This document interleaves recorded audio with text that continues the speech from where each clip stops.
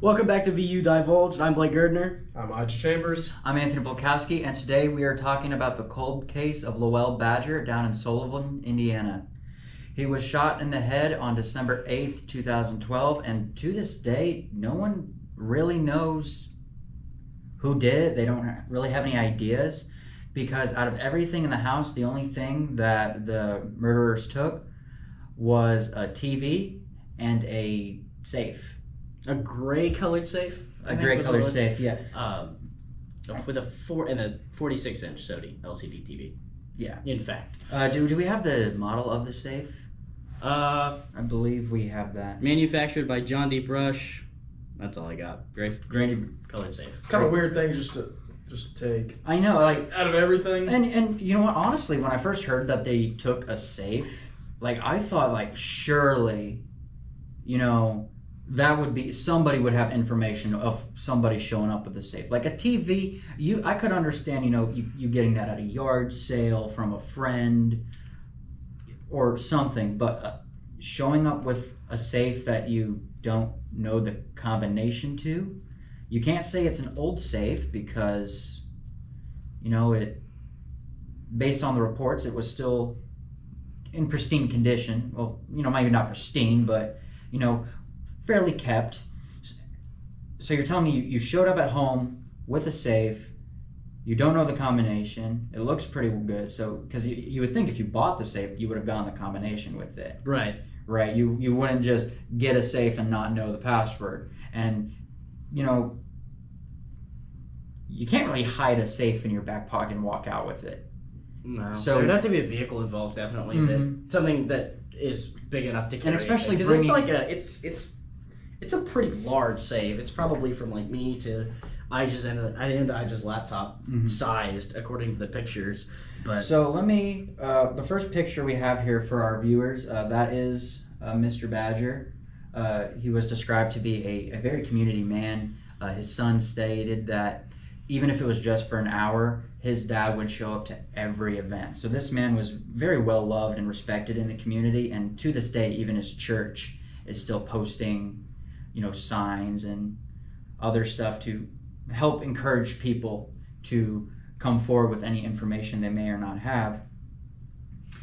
And this is not the safe itself, this is a replica of the safe, according to police, and you can't really just walk out with that. That looks like it would weigh about, 50, 60 pounds?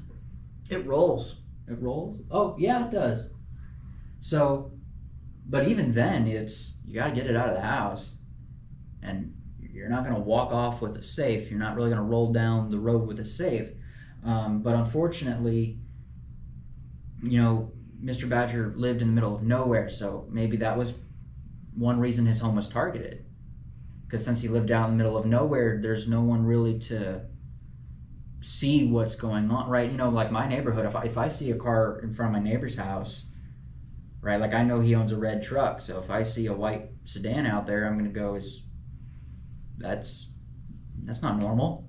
There's either he has guests, but then if the police come up to my house and say, hey, did you see anything suspicious the other day? I'm going to go, yeah, there was a white sedan in front of his house because he doesn't drive one. Well, wasn't he also, you said he was also killed by a gunshot? Well, there you go too. Like, he's in the middle of nowhere. No one's probably going to hear it. That's what, a lot of murders take place on 4th of July because it masks the sound of a gunshot. But, that is also how a lot of crimes are reported to police. They're like, we heard some gunshots in the neighborhood. So, with no one out there, it truly makes it a little more difficult for police to solve. And like I said, it's really the safe that I would think somebody would have come forward with information on.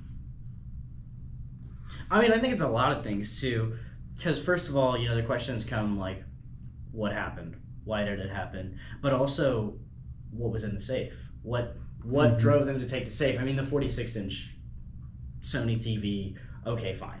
Yeah, money or a nice TV, okay. When you get to the safe, though, that's where you're kind of asking questions of, like, did they know it was in the safe, or did they take it and they cracked it open and they found there was just a bunch of papers in it, which really wouldn't surprise me.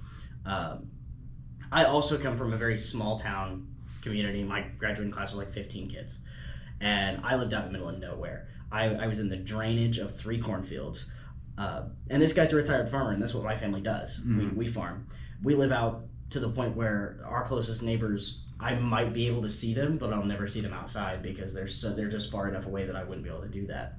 And I don't think that most of the areas around me would be able to say that if there was a gunshot at one of the houses in my nearby area that they could hear it.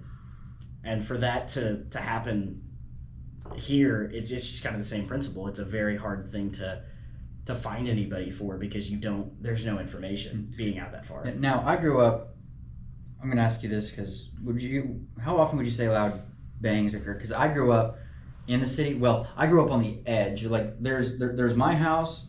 You go down the street, the size of a normal city block. There's about a cul-de-sac of houses, and then there's a farm. So I literally like farmland. I grew up on the edge of the city, but not in a farmland. So how often would you say random like loud bangs occurred with like all that farming equipment? Pretty often. I wouldn't just base it off of farming equipment though. I'd just say like you're in small town America.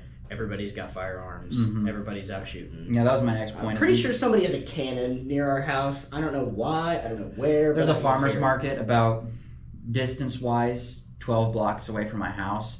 And yeah, that thing, when they fire it's only by compressed air. But yeah, that thing is loud. Because, farmers own a lot of fun toys. And, well, machines for farming. So a loud noise out in the middle of nowhere surrounded in a farming community doesn't really shock anybody. Raise all that suspicion, yeah. But would you think it would be someone that knew him or not? Usually both. I mean, well, probably someone that know him in the community.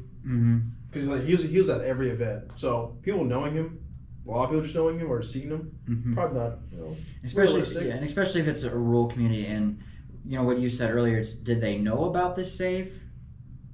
Because in my opinion, if they walked in and only left with a TV and a safe, I think that makes it seem like they knew about it. Like that's a pretty good idea because they didn't take a whole lot of money unless there was some in the safe. We don't know what was in the safe, but it didn't seem much like it was a burglary, but I don't know if they planned on like murdering him. Does it say where he was shot? Was he shot in his bed? Is there any information on that? Yeah, it was in his bedroom. Was it in his bedroom? Okay, yeah, but was it in his bed? Because those are two different things. It was late at night, I believe. Because they don't know the exact time of death, but I do believe police reports say it was around 8 to 10 at night. I mean, for safety's sake, none of us are investigators or journalists or anything involved in that. Oh, no. However, the thought process that goes through my head in that is that there's a difference between the bed and the bedroom, because if he's laying in bed, it could more likely lead to being murder because he was shot in his bed while he was still asleep. They didn't have any reason to if it was just a burglary. Whereas if he's up, then it probably might have been a burglary that had gone wrong. They woke him up, and then he's, awake and trying to figure out what's going on, and then here's this guy that just in the end shoots him. But it doesn't actually say in the reports what it was. They said bedroom, but that doesn't decide whether it's out of bed. I mean, I would probably say he was probably in bed. I mean, if it's not late at night, I would say most likely in bed. And you make a good point, because if not that I'm going to, but if I broke into someone's house and I saw them lying there, that's a risk, right? Especially if I'm trying to wheel out a safe that's the size of a mini fridge, give or take a few inches in each direction. So clearly this, I think, had to be thought out, right? You can't. They drove up to his house, one, because he lives in the middle of nowhere, and two, they walked off with a safe. So clearly they didn't just walk out with it. It's not like his wallet that you could put in your back pocket and just walk off. This is a safe that you ain't hiding. I mean, who knows? Maybe they knew about the safe and they put it in the back of a trailer. just took off. I mean, there's a lot of things they could do with it. They theoretically, I've never tried this, but they could probably blow it open with tannerite. The blast just might destroy the safe as well, and the contents of it. You know, you could potentially cut into the side of it if you had the necessary tools to do so. Get an oxyacetylene torch and just burn through it. But once again, if the contents, like if it's money for a while, that sheer amount of heat and that, you know, you're essentially turning that safe into an oven. And plus, quite frankly, if I was a robber or a burglar, if I could not find or didn't know the code to the safe beforehand, I would say it's a lost cause.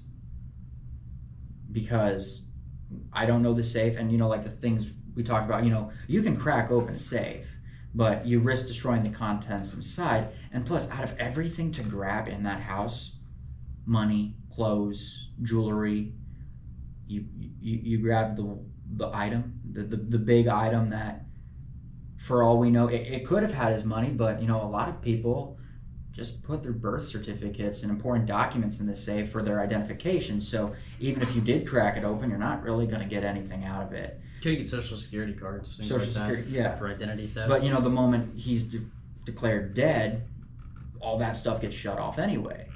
So to me, I don't think the safe would be worth it. So I truly think it would be somebody that either knew what was in the safe or possibly even had the combination, because if you knew the combination, you take the safe, take what's out of the safe, and then you throw the safe away. In the report from Fox 59, it says that he was found that's from our podcast research actually. It says that he was found next to his son. Was his son dead? No, he was found by his son. By his son. Okay. Yeah, by his son. Big difference. There's clearly I just can't read. My bad. The son was who found him.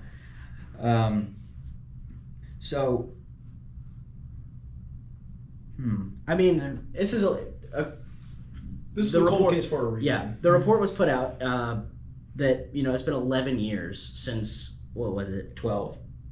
It was updated on January 11th of 24. Yeah. Being 11 years, and that marks the 11th anniversary. So, it's been a long time, and there's just not a lot of information to go off of. There's obviously the investigators did everything they could when they were there. They probably scrubbed for fingerprints and everything that they could find, and just nothing came of it. And, you know, like I mentioned earlier, you know, the community of Sullivan, they are still, like, when I was doing research for this episode, I saw news articles or, you know, snippets of news on YouTube of, like, yearly updates, right? Like, every year you could go, like, you want to see what they had on year 5, you want to see what they had on year 6. So clearly this is still a hot topic in Sullivan that they are wanting to keep alive, because it is a small community, and especially in a small community when everybody knows everybody and everyone's, you know, kind of part of your family, you know, more than just the family wants it solved. I mean, I'll be honest, just from the little evidence there is, the only way you're going to ever find this person if it's for whatever reason he still has that safe. Otherwise, this person's never going to be identified. Or confession. That's or confession. Which is the least likely scenario. I would have thought, you know, somebody would have come forward once with the safe and said, hey, my friend showed up with a safe that I've never seen before. Well, they did have like a bunch of tips throughout the years. More than 150 interviews and investigating at least 275 tips. Which, what's the population of Sullivan? I can look it up real quick. I don't remember it being that big of a town. I haven't been there for a while. Well, that might just be from all over the years. More, you know. 4,252 as of 2021. So 200 people, that's a good chunk of the population of Sullivan. You know, it's... my hometown had 40,000 people. There's no 600. Like, sorry. They never bring up any of the tips, so we don't really know what the tips are over. It could have just been like real loose things, but... And, you know, a lot of tips, you know, they don't go anywhere because people think they know, or unfortunately, there are even some people who just want to be involved, and make up tips or make false confessions. But so it says here that the involving agencies are mostly the Sheriff's Office for Sullivan County as well as the Indiana State Police, and they've been continuing to work on this investigation for the past 11, 12 years. But there isn't really much they can do. I mean, we can't really fault them for not having an answer when it's not like plain as day in front of us. I mean, sometimes you just pull the first print you see and you got your guy, and sometimes it's just not going to happen. And if you think about it, well, it also could have been a direct murder because if there's so little evidence, people just walking through someone's house, you leave lots of evidence, right? You leave hair, you leave dead skin cells, potentially anything that's on the bottom of your shoe. I've seen crimes shows and documentaries, not fake ones, but real ones, where they did find, who was it? There was one case where they literally solved who committed the murder because they had a thread of their shirt, and it matched. It was like a very specific thread or whatever, and it matched what the clothing they usually wore, and then that helped link them with the case, and then they were able to build off of it. But it started with a shirt thread. So just by walking through someone's house, you leave a lot of evidence. But really the main clues we have are a stolen TV and a stolen safe. That's not, in terms of a murder case, that is not a lot to go off of. No. Because TV, like I said earlier, it's a TV. But the safe, that in reality, that's kind of like one big piece of information, and that, quite frankly, you have to go off of is, did they know about the safe or did they not? A $50,000 reward is being offered for information that leads to a conviction of the person or persons responsible for Lowell Badger's murder. Individuals with information are encouraged to contact Indiana State Police Trooper B.J. Patterson at 765-653-4114 or the Sullivan County Sheriff's Office at 812-268-4308.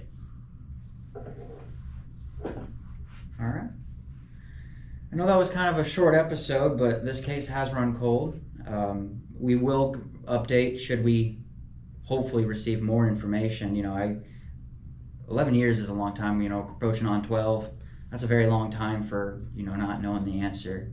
And not just for the son, but, for the city of Sullivan, because it's a tragic loss for them. It is a tragic loss for them because he was a well-known and respected member of their community. We will keep you all updated, and we look forward to seeing you in the next episode.